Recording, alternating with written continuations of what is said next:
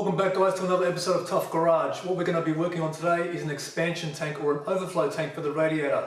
What I want to do is mimic the airbox that we made for the right hand side, but make something for the left hand side that sits nice and close to the radiator and looks very similar to the airbox. So same sort of rocker cover pattern, or that Ford pattern that Ford created, to sit on top of it with a cap, something nice and neat. Let's get to it.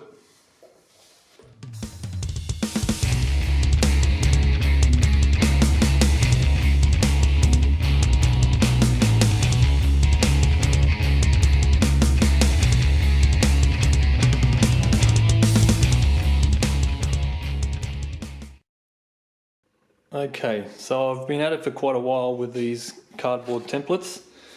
This is by far the hardest. This is the face that you see. So when you look in the bay, this is the side that you get to see, plus of course the top which will have the cap. But this is the side that gets seen. So I wanted to try and make it out of one piece and do a couple of folds down here to make it nice and neat, so I don't have to weld them and then file and, you know, try and neaten it up that way. So you can see I've already started. This is the back side, so this is the side furthest away from the motor, and this is the side that sits behind the headlight. So this part sort of goes here like that. You get the idea. This face here is at a 45 degree, and then that goes at 90 to there, just because it's got to clear the intercooler piping a little bit.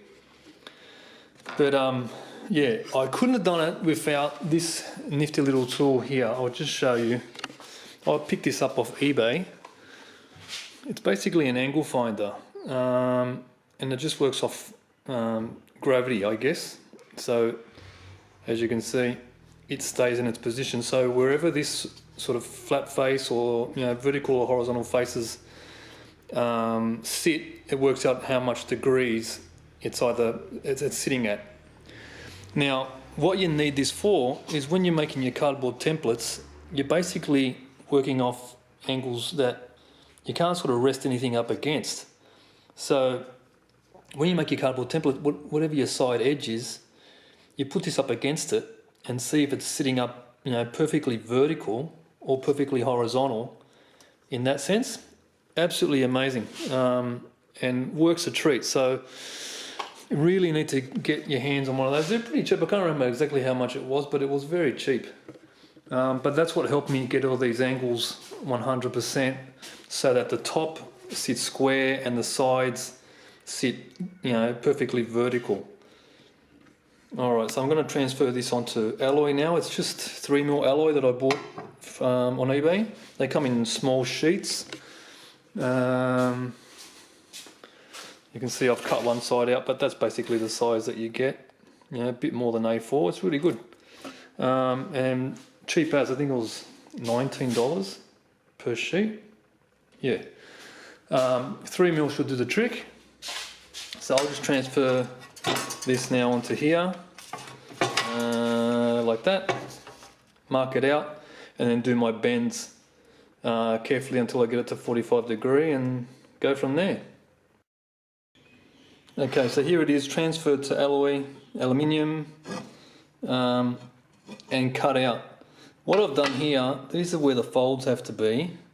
I've just made a small, very small cut, only about 1mm deep. I don't know if you can see that there. Just with the grinder, with the cutting disc, just to help it fold over. This 3mm, sometimes when you fold it, the back edge can show like stress cracks through it.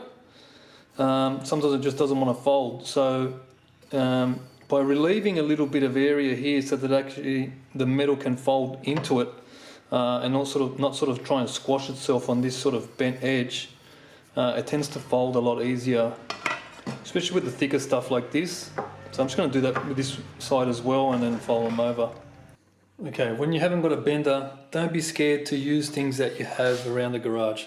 So I've got the vise, but it doesn't fit into the vise because the vise isn't deep enough. So you've got to make do. I've got this big dolly that I got off my dad many years ago. A couple of clamps, the bench, whatever it takes.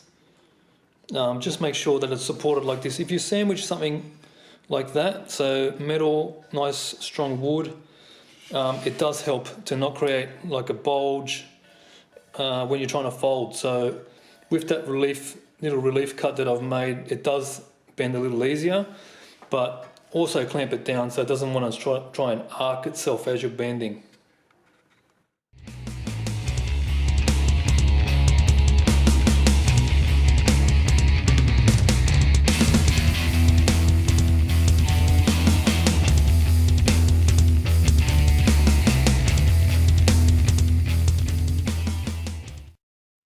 Okay, it's starting to take shape. Not looking too bad, really.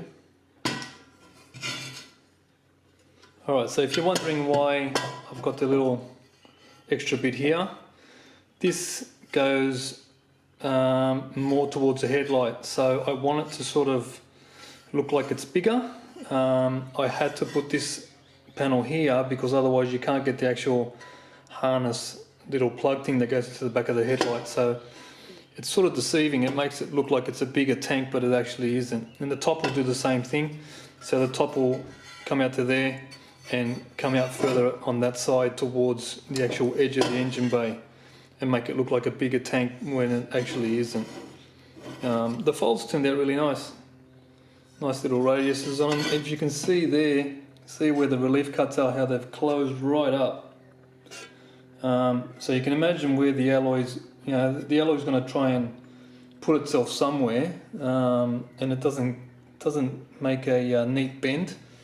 I've found anyway, without the little cuts, without having a proper bender, or I don't know, maybe with a proper bender it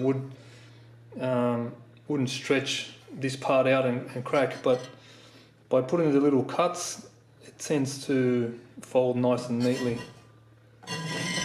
Okay, let's keep going.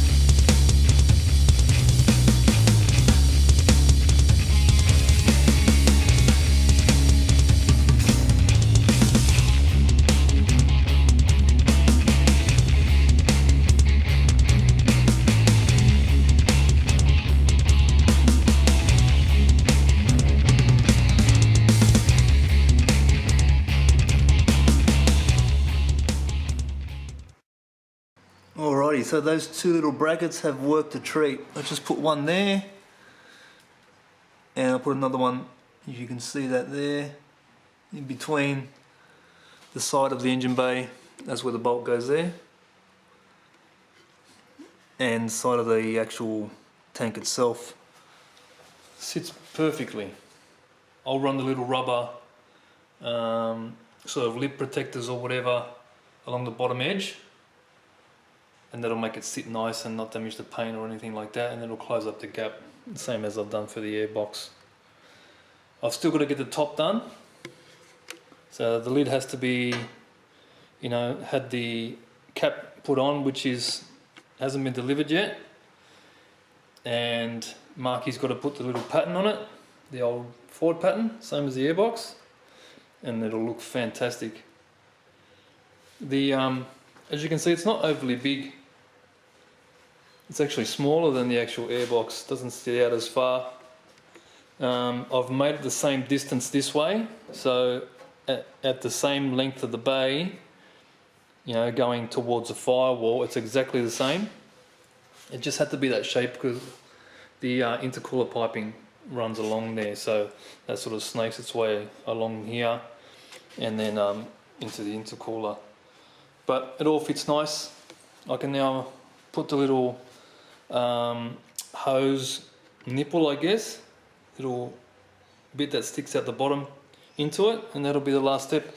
I've got a spare one of these, which is what I'll use. So then I can just run a rubber hose down into it, and it looks, you know, a bit more factory and sort of suits other hoses that are near it.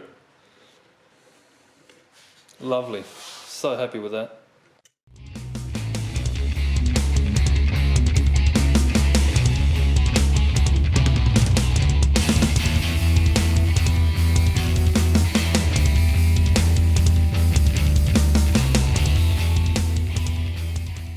Shame I'm not going to get to show you guys the finished product. The lids take quite a bit of effort to make. This is the size of the cap that I've chosen. It's a 2-inch. It's basically that size. And it does look very similar to that as well, which is really good. It just doesn't have the ring you know, cut out of the center of it like that, which I might see if I can get someone to do that for me out of the cap. But it's got that sort of pattern on it, which is really nice, and will match in really well. So that's just the only thing that has to be done with that. As you saw, the nipples being put on, that's screwed in really nicely, so just a bit of thread tape or some thread glue and that'll be finalized. But just something else I've done, this radiator used to have the filler neck come out here like that, and it was crooked and on a bit of an angle. I wasn't 100% happy with it, so ended up relocating it. So I've blocked off where it used to go and I relocated it to the top here. So the other thing that you'll notice that I've been working on, and I didn't end up filming it just because I was in the zone and didn't want to sort of waste any more time, but I've made a cover, as you can see. So what I've tried to do is just mimic this panel here, as you can see, it goes along, and just try and make something that looks like it continues on. So a factory look. I had to make these little end caps here for this lip. It didn't quite go to the end and it was a bit messy, so I just folded up some sheet metal and made these little ends and welded them on, so they're all done.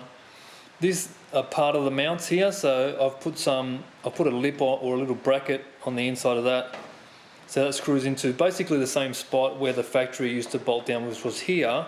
I'll block off those holes and I'll just use those. So it's just some tiny little screws, that's all you end up seeing. There's a few more under here. I'm not sure if that'll catch. You might see that. So that's where the other bolts are, and they stop it from moving up and down in that sort of sense. You'll see a few burn marks along here. What I've done, because the folds ended up so sharp, because I haven't got a folder, and this metal's a little bit thicker than normal sheet metal. I think it's 1.5. It's a little bit harder to bend. So I just put a small relief cut with the grinder and then with a cutting disc, and then folded it over. Anyway, sorry about cutting that short. Chook arrived.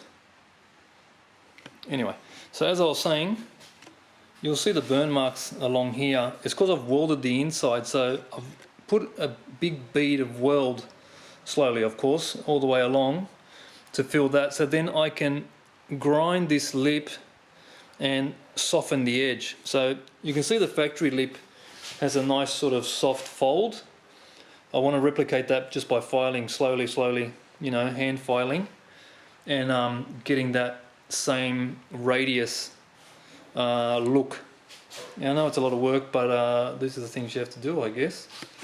I've then created this small lip here, and that is a few sections where you can see where it has to, you know, contour with hoses and the thermo fans, but just to make it look as if, you know, Ford created something like that, but still neat and covers up all the ugliness of the radiator.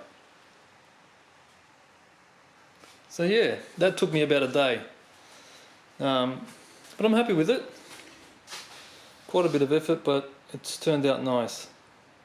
Needs a little bit of panel beating and filing just to get all the little lumps and bumps out of it, but it'll be nice. I might also just weld that edge there and sharpen that edge. So as you can see, that's a softer fold, but that's just like a runoff. It just sort of ends there, you know. So I need to sharpen that up and then file it so it's you know, nice and sharp, and looks a bit more like that. So you'll just see like a line, and it'll all flow. So yeah, another piece of the puzzle. What I'm going to do next is I need to get a catch can, and I'm thinking of placing it here. And I've found one that sort of looks like a master cylinder. So the twin filter ones, I just got to measure it up and see how it would look. So make it out of cardboard and see if it's going to suit. But at least it'd be, you know, make the engine bay a little bit more symmetrical again, with something going there that is useful and has a use, but also looks nice at the same time.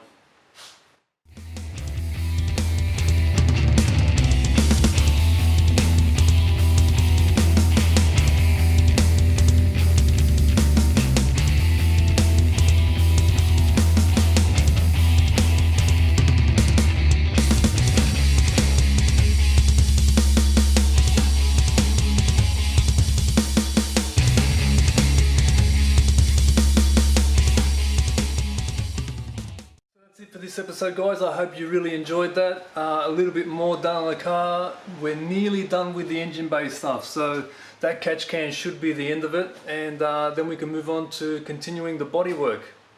See you next time.